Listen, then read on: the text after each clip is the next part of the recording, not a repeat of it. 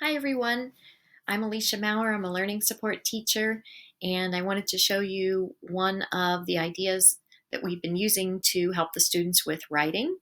You could use it for a cloze activity, you could use it for definitions, you can use it for a narrative. So to get us started off, we're going to use slides, and I go here to slides. I found that this was a way my students could participate in the prompt that everyone else had, and they just needed a little help. This would be the same support we would be giving them on paper or on our whiteboards.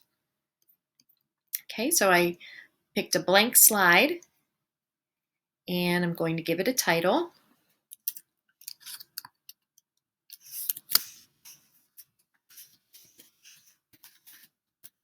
Maybe this was something they read, so it could be a comprehension activity.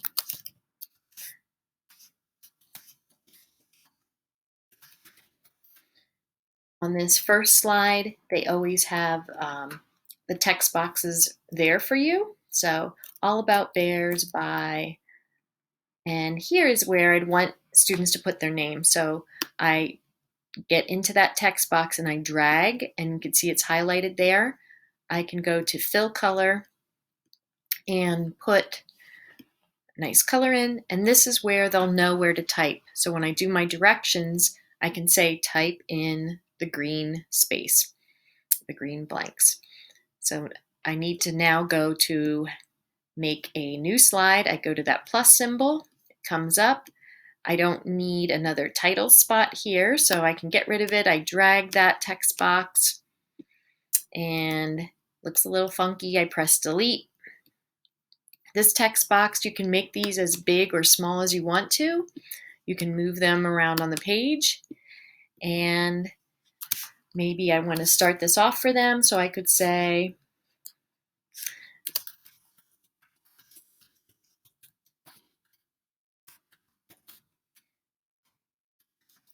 in that sentence starter.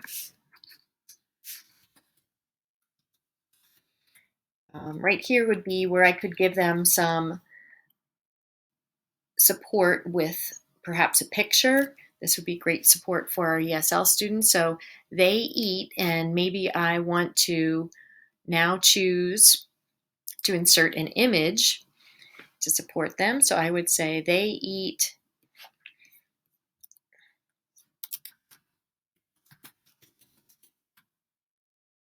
berries, eating berries. Let's see what we get here. All right. I want that picture of them eating those berries. I could insert that right there. I can size it so it fits. It's going to be big. There he is. And move him to where it goes. Oop, I don't want to cover my words.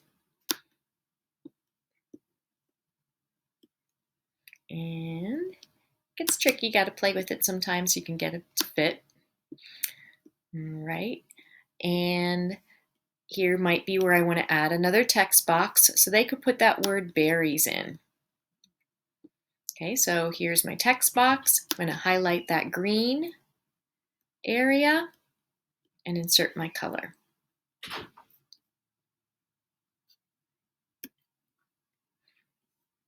Okay, I kind of like using slides a little bit more than some other just Google Docs, because you have a little more flexibility in the pictures and the formatting, and it's a little something different for them.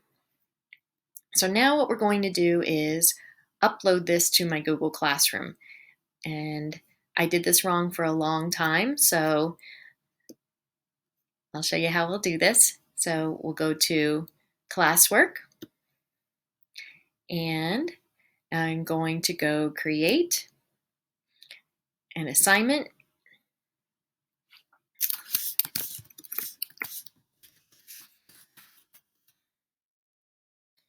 Um,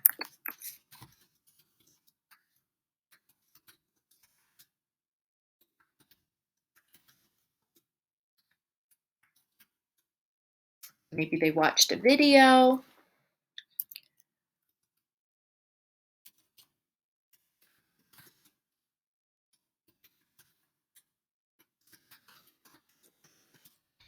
And I tell them to type in the green boxes. Okay, so I would add this by saying add. I'd go to my Google Drive.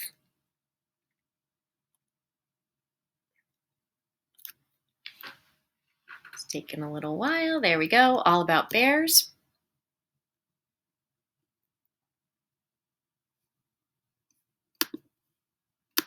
I say add, and there it is. Now, this is the part where I would need to change the settings.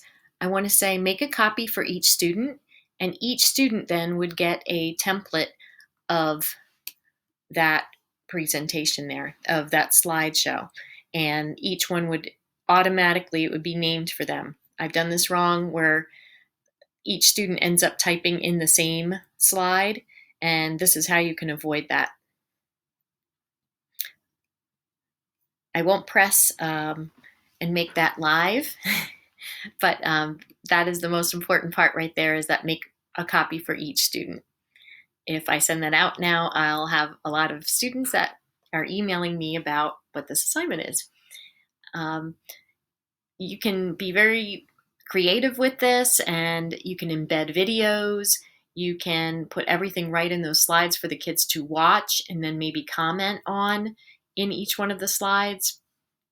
But I really liked using it, and it was something different for the kids, and I felt it was a good way to give them that support that we give them class virtually.